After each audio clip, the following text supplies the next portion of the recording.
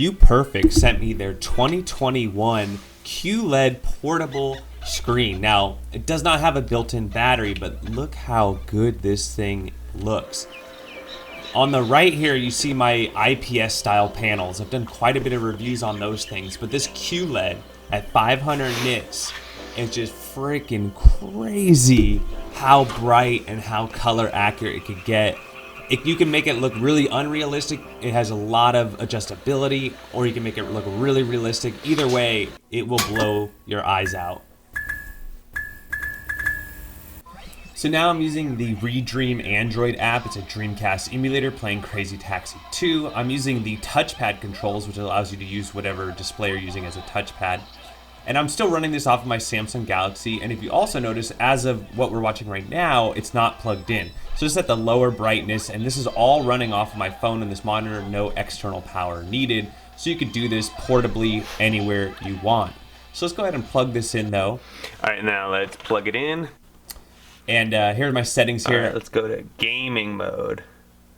Game mode. And you can see there on the menu, you can change any kind of color coding. You can change the brightness. You can change the hue.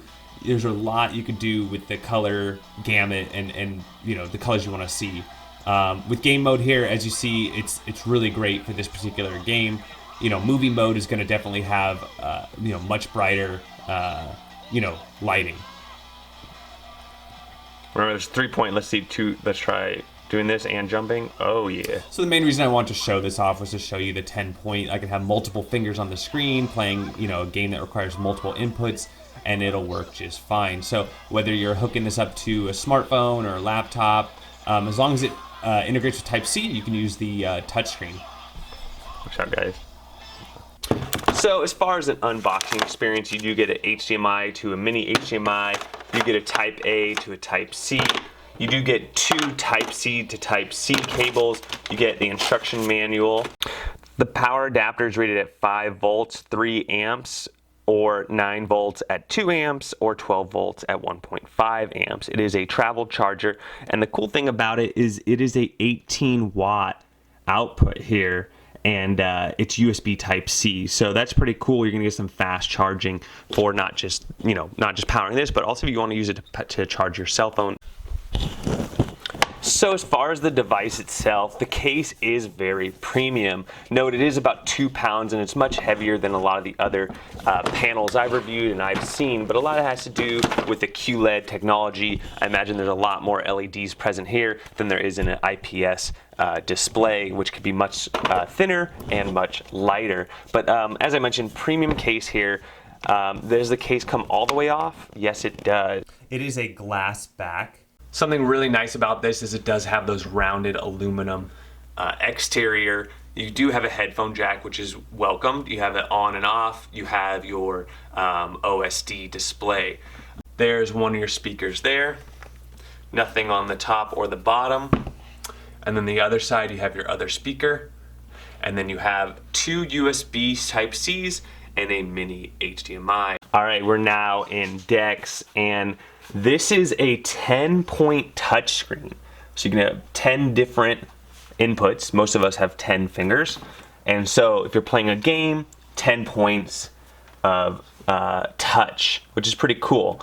Let's go ahead and you can go, you can use your phone as a keyboard, YouTube. And this is only at about 10% brightness. You can absolutely make this a lot brighter. Fantastic dual stereo speakers. Oh, you can go into the menu system here, and the menu system's now touchscreen. It's not even that high a volume either. HDR is auto, so if it supports it, it'll do it. It's 60 hertz, 1920 by 1080. You can see here I have different settings. Now the problem with this is because I'm not on power, if I go to movie mode, it's gonna turn it off because the movie mode shoots the brightness up to maximum. So you can't do that. You really do need to, if you want to get the most out of this display, you need to have it plugged into an external power source. I think a lot of people are going to be using this as an editing bay, though, or they're going to be using it like as a hotel or travel monitor. And so, depending where you are, if you're in a a business meeting or you're in a hotel room, you should easily be able to have a wall outlet. For those of you putting in like a minivan, you can as well. You should be able to get your inverter to produce enough power to power this thing at full brightness. But as you're seeing here, it's plenty good just running off my Samsung Galaxy S10. No issues whatsoever. We can turn off the light really quick so you can see a little darker.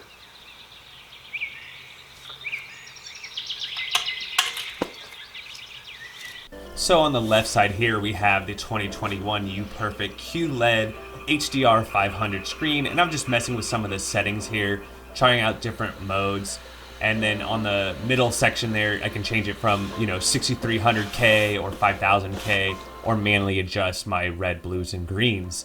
But as you see, no matter what I change on it, it looks really, really good.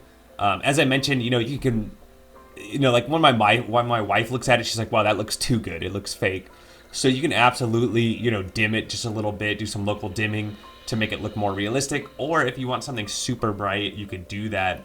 We're about to watch some cartoons. When you see cartoons with the extreme brightness like Pixar or, the Bad Bunny, it looks really great. On the right side, I'm doing as much as I can with the display. Mind you, it's at 100% brightness and it is plugged in. But the Vissel's display on the right is a IPS display versus a QLED display. So you can really kind of see the difference here. But I'm trying to mess with like native versus vivid, just so to see their different lighting configurations and try to find the brightest I could to kind of compare. Color accuracy wise are both really good, but as you see, the one on the left is just significantly nicer. So if you're going to be watching movies or editing video or using this as a secondary screen, especially if you do something in the visual arts, you definitely get what you pay for here. So some additional features, it is 100% DCP3, 100% Adobe RGB, 500 nits of brightness, and it is the QLED quantum dot technology. You're going to see that in your Samsung TVs. I believe Vizio also uses a similar technology. It allows for a lot of contrast zones and just smoother colors. It's very apparent here in the Bad Bunny, animation here. It's just so much sharper. You can really see the shading. You can see that it just seems more 3D. On the right, it just seems flat. And on the left, it's just beautiful, beautiful. You can see all, the grass blades moving, things like that. And I tried to sync it up here, and, it's just night and day. I shouldn't even really be comparing these two monitors. They are, one is a $200 monitor, one is a $300 monitor. But it just goes to show you, the difference that $100 makes. But they're both touchscreen, and they're both 15.6 inches. Now, this is a newer model. It's looking really nice. This company makes a lot of great monitors. It has good reviews. It is a 178 degree viewing angle, and it has over 16.7 million colors. But, product spec, aside, it looks great. Another thing I didn't mention that you can use this for is, if you do any kind of art, you can use like a stylus and do drawings and things like that if you work with that as well, because it is touchscreen. And then lastly, we're going to do some gaming. So here I now have it hooked up through mini HDMI, and it's hooked up to my computer. I don't get touchscreen because it's hooked up through mini HDMI, but if my laptop supported it, I could do it through USB Type-C. But as you see here, it's running really great. I have it on game mode, so it's a little darker. If I was to up it to the movie mode or up the brightness, it would be a lot brighter. But it looks, fairly good. So it doesn't have to be just your laptop. You can hook this up to your phone and play emulation like I did. You could hook it up to your phone and play mobile PUBG if you wanted to, which would be a huge advantage. You can also hook up an Xbox, PlayStation, or even Nintendo Switch, which gives you a good option, especially for like the Nintendo Switch or a PlayStation, because you can bring it to a hotel or wherever else and game on the go, or while you're traveling as well. Or if you have kids, that's what I'm looking at this as well, is that if you have a kid, you can set this display up for your kid while you use the other TV or whatever else you have. You know, the other thing, a lot of people basically turn these into tablets, which is you hook it up to a phone, and now you have a tablet. It turns your phone into a tablet, or it turns your phone into a Microsoft Surface. There's a lot of applications for this. So anyways, I'm going to end the review here. I'm super digging this. It is a beautiful, beautiful display. You will get a little bit more weight, and you will pay a little bit more for it, but what you get in return is one of the brightest, cleanest displays I've ever reviewed. So with that, that's what I think. Let me know what y'all think. Don't forget to like and subscribe, and we'll catch you on the next one.